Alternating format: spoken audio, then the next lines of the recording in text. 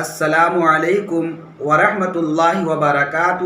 میں ہوں محمد شہاب الدین رضوی۔ امید کہ آپ تمامی لوگ بہت اچھے ہوں گے۔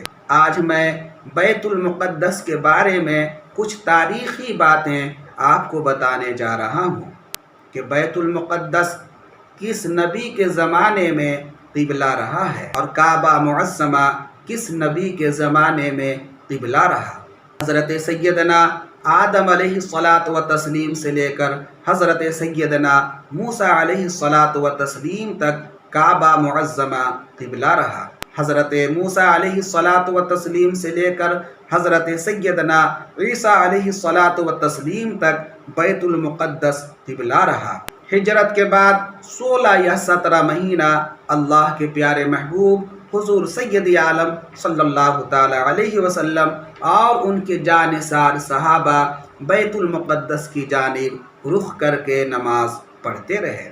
ہجرت سے 1 سال 5.5 مہینے کے بعد اللہ کے پیارے محبوب حضور سید عالم صلی اللہ تعالی علیہ وسلم کی خواہش کے مطابق 15 رجب پیر کے دن نماز ظہر کے درمیان قبلہ کی تبدیلی ہو گئی۔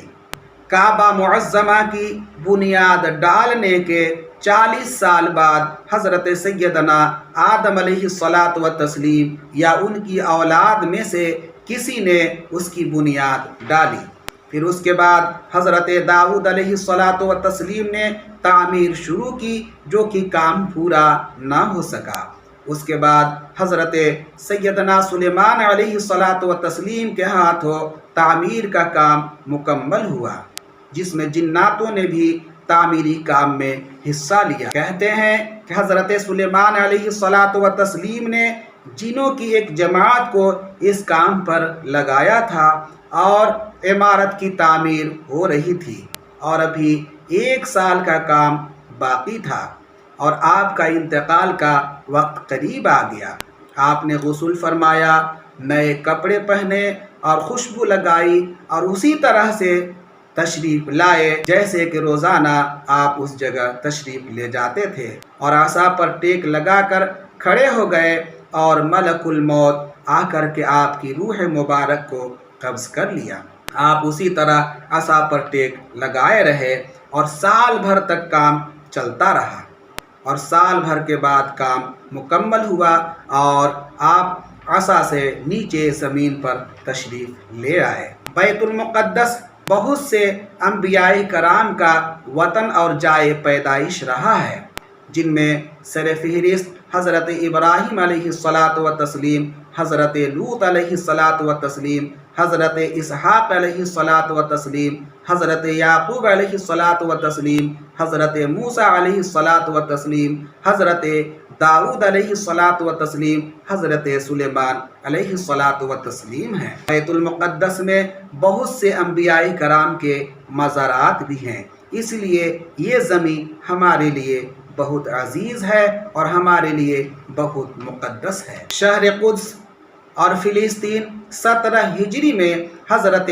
عمر فاروق رضی اللہ تعالی عنہ کے زمانے میں فتح ہوا۔ پھر 497 ہجری میں اس پر صلیبیوں یعنی عیسائیوں کا پھر سے قبضہ ہو گیا۔ 583 ہجری میں اسلام کا عظیم سپہ سالار، جسے دنیا صلاح الدین ایوبی کے نام سے جانتی اور پہچانتی ہے، ان کے ذریعہ سے آزادی ملی۔ اس کے بعد 1917 میں فلسطین پر انگریزوں کا قبضہ ہو گیا۔ 1948 میں اقوام متحدہ نے فلسطین میں 6 لاکھ یہودیوں کو لا کر بسا دیا، اور 1967 سے مسجد اقصی اور شہر قدس پر مکمل یہودیوں کا قبضہ ہے۔ مسجد اقصی کا تذکرہ اللہ رب العزت نے قرآن مجید میں بھی کیا ہے، اور اللہ کے پیارے محبوب حضور سید عالم صلی اللہ تعالی علیہ وسلم جب معراج پر تشریف لے جا رہے تھے تو اسی مسجد سے اللہ کے پیارے محبوب آسمانی سفر شروع فرمایا تھا۔